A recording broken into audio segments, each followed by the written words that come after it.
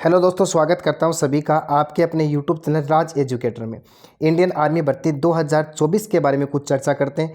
दोस्तों 22 अप्रैल से लेकर के 25 अप्रैल तक की जो शिफ्ट हुई, उन शिफ्ट में साइंस के किस प्रकार के क्वेश्चन पूछे गए, किस टॉपिक से क्वेश्चन उठाए गए थे, इन सभी बातों को ध्यान में रखते हुए आज की बेहतरीन क्लास में आपके लिए बहुत ही महत्वपूर्ण टॉप 35 MCQs देखने को मिलेंगे। तो देर किस बात की, जुड़िए क्लास के साथ में। पहले क्वेश्चन से लेकर के 35 नंबर क्वेश्चन तक आंसर देने का प्रयास करना है और अपनी प्रिपरेशन को मजबूती के साथ में आगे बढ़ाना है। जुड़ते हैं पहले क्वेश्चन के साथ में। विलायक से विलेय को पदार्थ को अलग करने के लिए किस विधि को काम में लेते हैं? निर्जलीकरण, ऊर्ध्वपातन, वाष्पीकरण, आसवन। इस टॉपिक से क्वेश्चन पूछा गया है एग्जाम के अंदर। बहुत ही महत्वपूर्ण क्वेश्चन हो गया एग्जाम की दृष्टि से। विलायक से विलेय पदार्थ को जब अलग करते हैं तो हम वाष्पीकरण को काम में लेते हैं। किस विधि को काम में लेंगे? वाष्पीकरण को। तो अपना 3 नंबर ऑप्शन पहले क्वेश्चन के अंदर करेक्ट हो जाएगा। चलो बढ़ते हैं 2 नंबर क्वेश्चन की ओर। दूध से क्रीम को कैसे पृथक कर सकते हैं? वेरी वेरी इंपॉर्टेंट है। यह भी एक मेथड है जिस मेथड के द्वारा हम एक पदार्थ को दूसरे पदार्थ से अलग करते हैं। दूध से क्रीम को कैसे पृथक करते हैं? छानन विधि के द्वारा, आसवन विधि के द्वारा, अपकेंद्रण विधि के द्वारा, या फिर इनमें से कोई नहीं। 4 नंबर ऑप्शन कह रहा है कि इनमें से कोई नहीं। बताओ दूध से क्रीम को कैसे पृथक कर सकते हैं? कौन सा ऑप्शन आप करेक्ट करने वाले हैं? बिल्कुल बिल्कुल आंसर देने का पूरा प्रयास करना है। यहाँ पर 3 नंबर ऑप्शन अपना करेक्ट हो जाएगा। अपकेंद्रण विधि वह विधि होती है जिसके माध्यम से हम दूध से किसको पृथक कर सकते हैं? क्रीम को पृथक कर सकते हैं। चलो इसी कड़ी में हम 3 नंबर क्वेश्चन की ओर चलते हैं।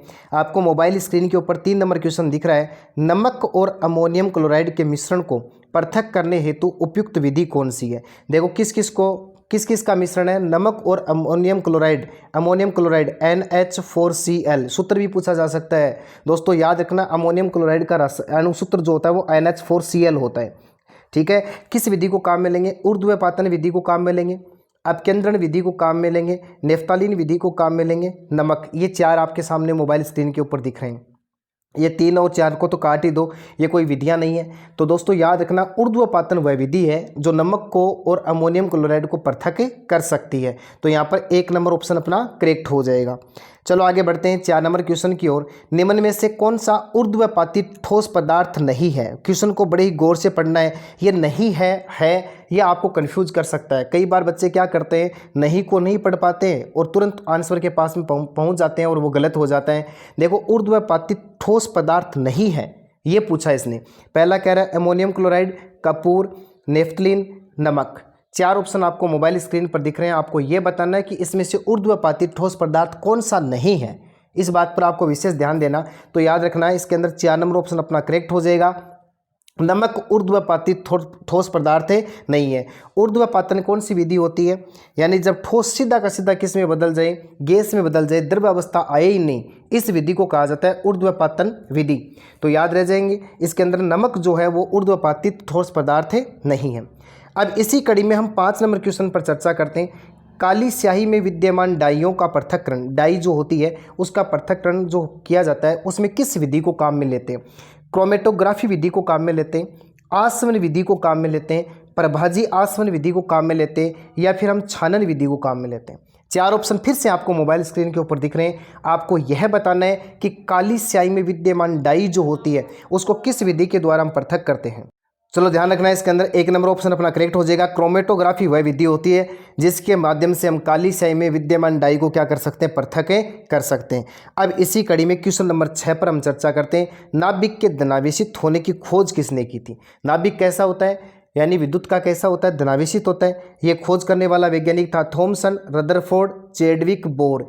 4 वैज्ञानिक आपको मोबाइल स्क्रीन के ऊपर दिख रहे हैं। आपको यह बताना है कि यह बताने वाला कौन था कि नाभिक जो होता है वो परमाणु का धनावेशित होता है या उसके ऊपर धनावेश पाया जाता है। बिल्कुल ये बात बताने वाला वैज्ञानिक था रदरफोर्ड। तो यहाँ पर अपना 2 नंबर ऑप्शन करेक्ट हो जाएगा। चलो बढ़ते हैं 7 नंबर क्वेश्चन की ओर। 7 नंबर क्वेश्चन आपको मोबाइल स्क्रीन के ऊपर दिख रहा है। हाइड्रोजन परमाणु में नहीं पाया जाता। ये नहीं आपको कंफ्यूज करेगा, मैं बार बार ये बता रहा हूँ। नहीं, क्वेश्चन को बहुत ही अच्छी तरीके से पढ़ने के बाद में ऑप्शन तक जाना है।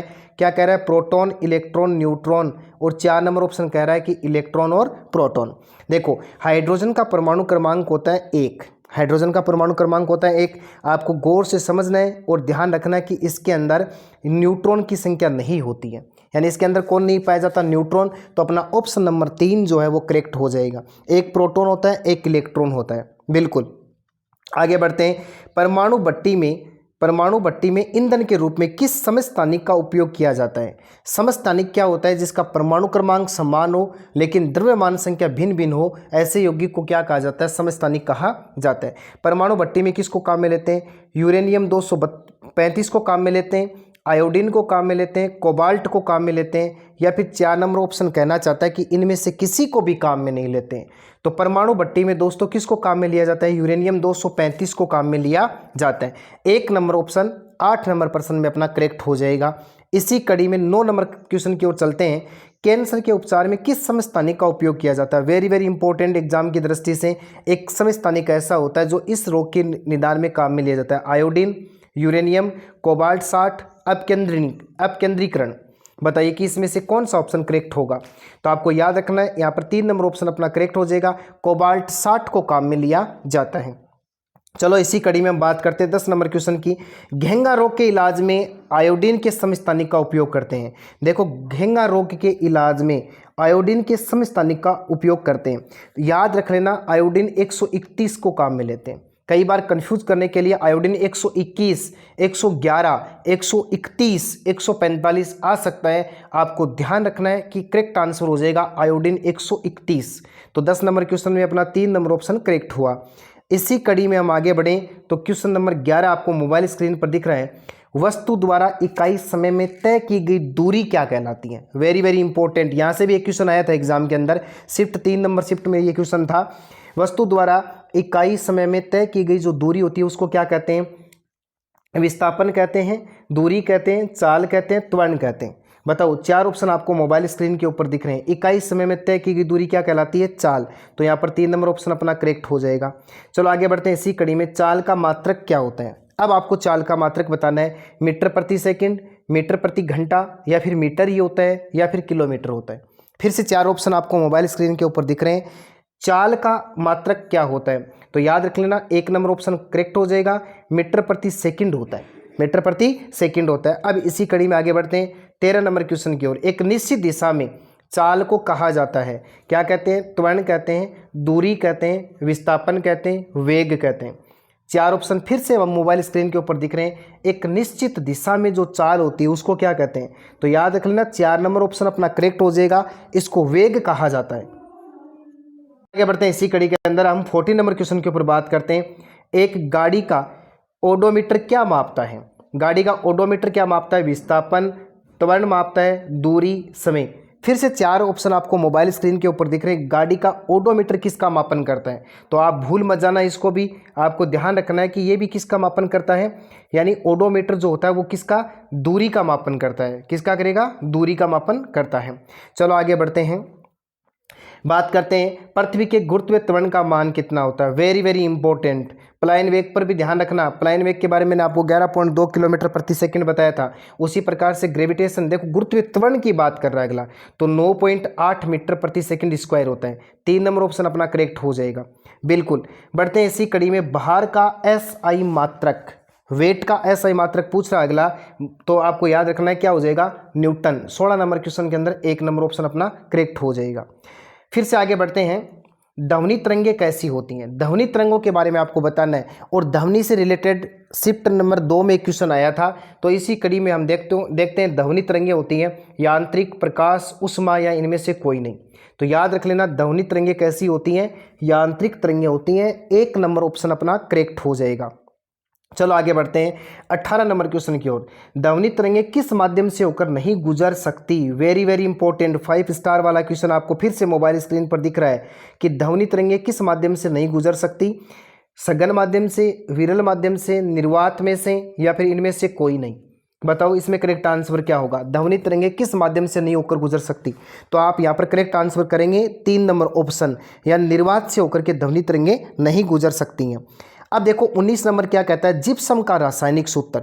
एक किसी रासायनिक यौगिक का अणुसूत्र पक्का पूछा जाएगा एग्जाम के अंदर, बड़े गौर से पढ़ करके, ध्यान से पढ़ करके जाना है। जिप्सम का रासायनिक सूत्र क्या है? रासायनिक नाम क्या है? कैल्शियम सल्फेट हाइड्रेट होता है, कैल्शियम सल्फेट होता है, सोडियम हाइड्रोजन कार्बोनेट होता है, या फिर 4 नंबर ऑप्शन। देखो कैल्शियम सल्फेट डाइहाइड्रेट, याद रख लेना, कैल्शियम सल्फेट डाइहाइड्रेट होता है CaSO4.2H2O, जिसको कैल्शियम सल्फेट डाइहाइड्रेट के नाम से जानते हैं। 1 नंबर ऑप्शन अपना 19 नंबर क्वेश्चन में करेक्ट हो जाएगा। चलो बढ़ते हैं 20 नंबर क्वेश्चन की ओर। ताजे दूध के पीएच का मान बताइए।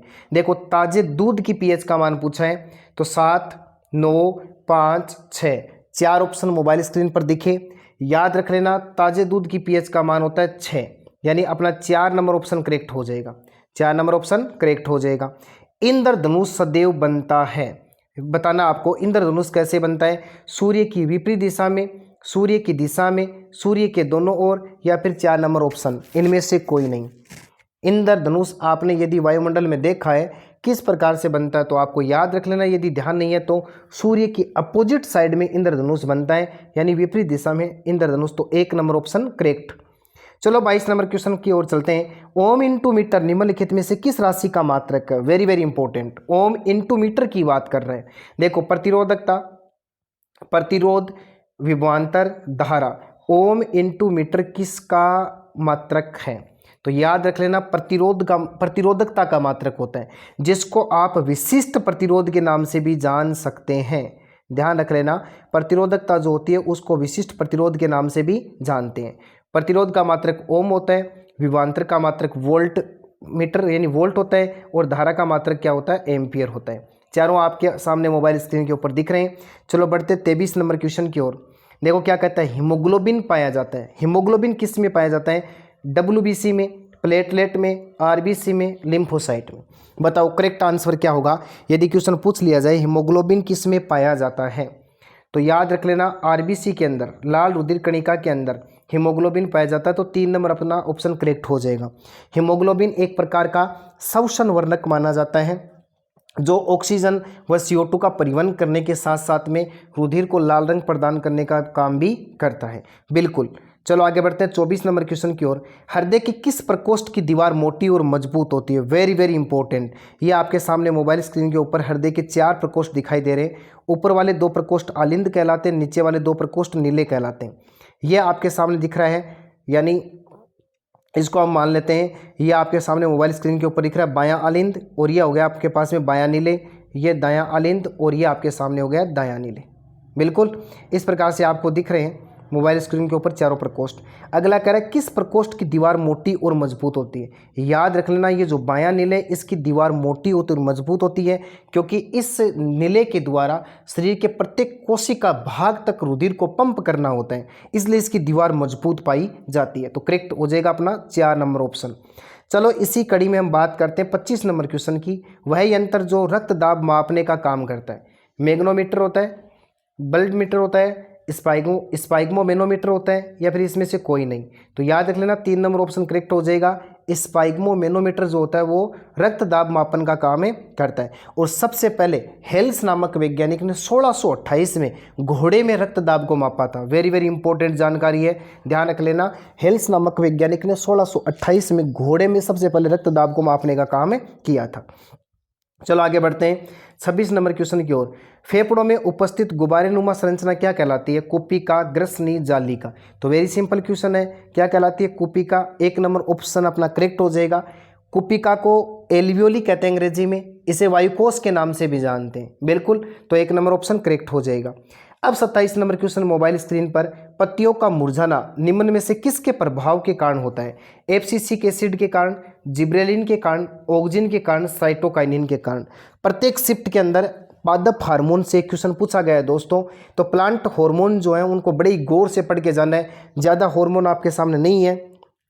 3 हार्मोन ऐसे हैं जो पादपों में वृद्धि को बढ़ाते हैं, ऑक्सिन, जिब्रेलिन, साइटोकाइनिन। एक हार्मोन ऐसा है जो पादप वृद्धि को रोकने का काम करता है, जिसका नाम एफसीसी कमल होता है। तो पत्तियों का मुरझाना किसके कारण से होता है, ABA के कारण से होता है, एफसीसी कमल के कारण से होता है। तो 1 नंबर ऑप्शन अपना यहाँ पर करेक्ट हो जाएगा।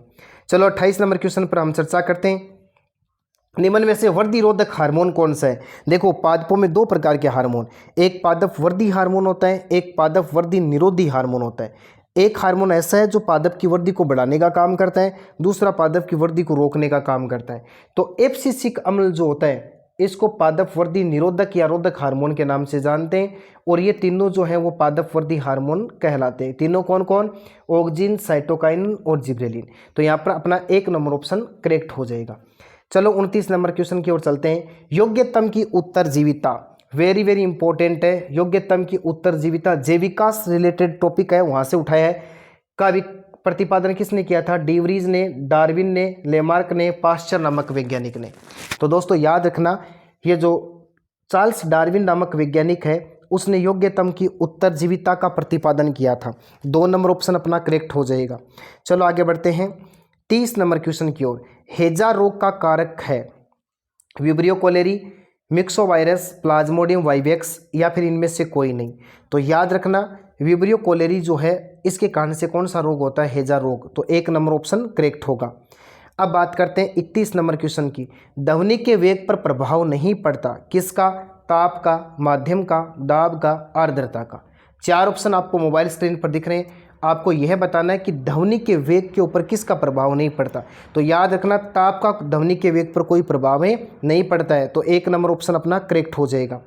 चलो देखो बात करते हैं प्रक्षेप में। देखो प्रक्षेप में प्रक्षेप पथ की आकृति कैसी होती है? प्रक्षेपी एक प्रकार की गति होती है, गोलाकार, बेलनाकार, अंडाकार, प्रवलयिकार।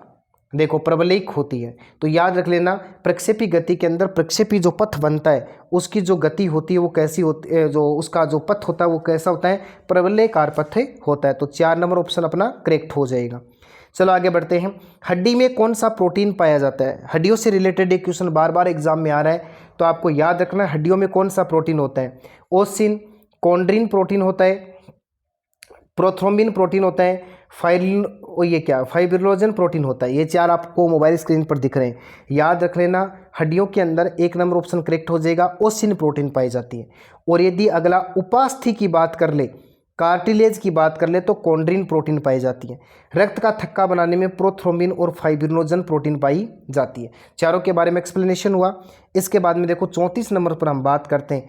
निम्न में से सहवन उत्तक क्या कहलाते हैं? देखो सहवन उत्तक कौन कौन से? Xylem phloem, xylem tracheid, xylem parenchyma, phloem और जाइलम ट्रेकिड या इनमें से कोई नहीं। तो दोस्तों याद रखना 34 नंबर क्वेश्चन के अंदर जाइलम और फ्लोएम को सहवनी उत्तक के नाम से जानते हैं, वेस्कुलर बंडल के नाम से, टिश्यूज के नाम से जानते हैं। चलो हम बात करते हैं कौन सा कोशिकांग प्रोटीन संश्लेषण में प्रमुख भूमिका निभाता है? 35 नंबर क्वेश्चन कहना चाहते हैं ऐसा कौन सा कोशिकांग का ग्रुप है जो प्रोटीन सिंथेसिस का काम करता है, प्रोटीन संश्लेषण का काम करता है? Lysosome, centrosome, endoplasmic reticulum, ribosome, Golgi body, mitochondria, lysosome, mitochondria. 4 option आपको मोबाइल स्क्रीन पर दिख रहे हैं। 35 नंबर क्वेश्चन में आपको यह बताना है कि कोशिकांगों का ऐसा ग्रुप है जो प्रोटीन संश्लेषण का काम करते हैं। तो दोस्तों याद रखना एंडोप्लाज्मिक रेटिकुलम और राइबोसोम ऐसे कोशिकांग होते हैं जो प्रोटीन संश्लेषण का काम करते हैं। तो आज की इस बेहतरीन ऑनलाइन क्लास में आपको मिले 35 टॉप साइंस MCQs। लगातार क्लास के साथ में बने रहिएगा। एग्जाम से पहले क्लास को जरूर देख करके जाना है। इन्हीं क्वेश्चनों में से आपको बहुत सारे क्वेश्चन ऐसे होंगे जो दर्शन देने वाले। धन्यवाद।